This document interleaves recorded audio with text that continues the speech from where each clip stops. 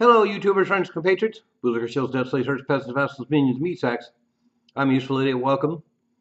And the USAID story continues to unfold. So recently we had a decision by the Supreme Court that the Trump administration has to unfreeze $2 billion in funds going to USAID.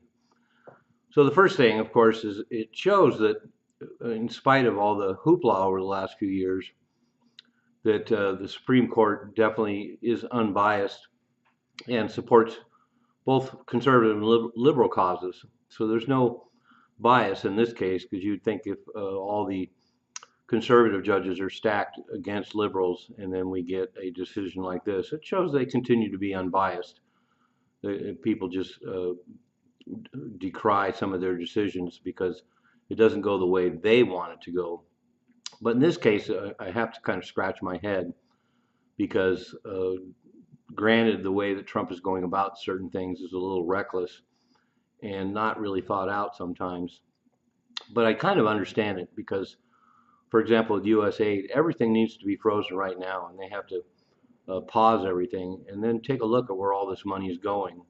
And so the reasoning behind it is pretty sound. It's just the methodology to be questioned. But USAID continues to be a huge problem, and hopefully everything will play out the correct way, which is having all the funds frozen, having the time to look at who's getting the money and how much, and sort everything out from there, probably on a case by case basis. Because there are legitimate programs that USAID funds. We just have to find out which ones are legitimate and which ones aren't. And more information has come out recently about USAID programs that are really incredibly questionable. So in 2023, USAID was funded by the taxpayers to the tune of $43 billion. So having $2 billion frozen and unfrozen at this point is small potatoes considering the entire budget. But that's a lot of money.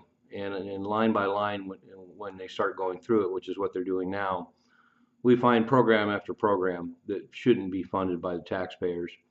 And some of the most egregious examples pointed out recently, of course, was the funding of a lot of liberal media outlets, including Politico, and then even foreign media outlets like the BBC that got $325 million.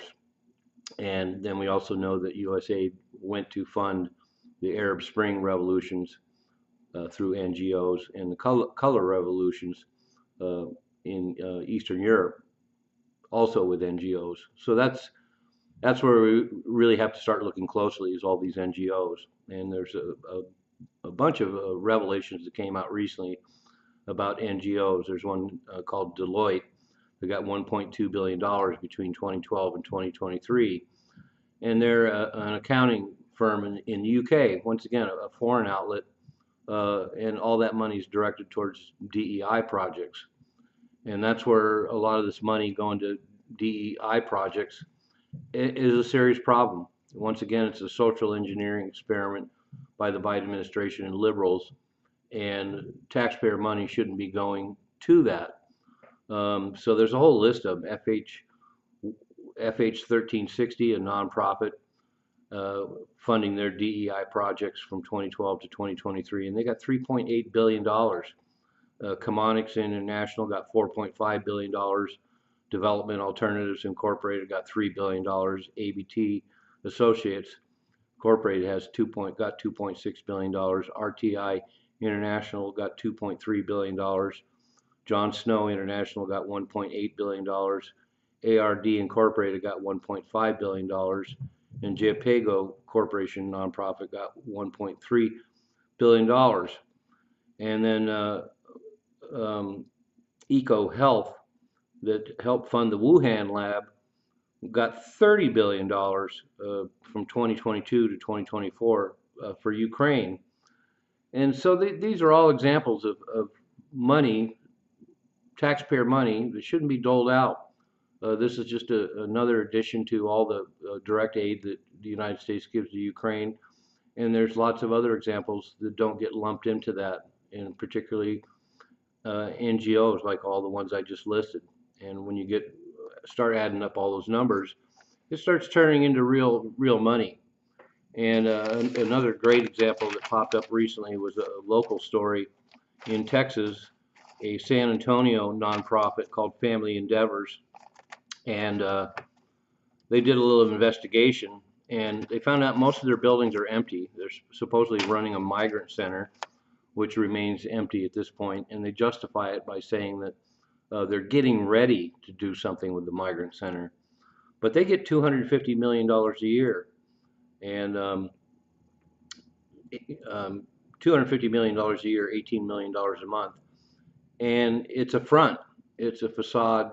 It doesn't even hardly exist. All their buildings are empty, and yet they're collecting that kind of money from us and the taxpayers, and the United States government.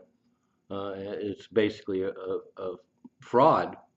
So all that money, $18 million a month, $250 million a year going to an NGO, and they don't even exist. They're not doing anything, and yet they're collecting month after month $18 million.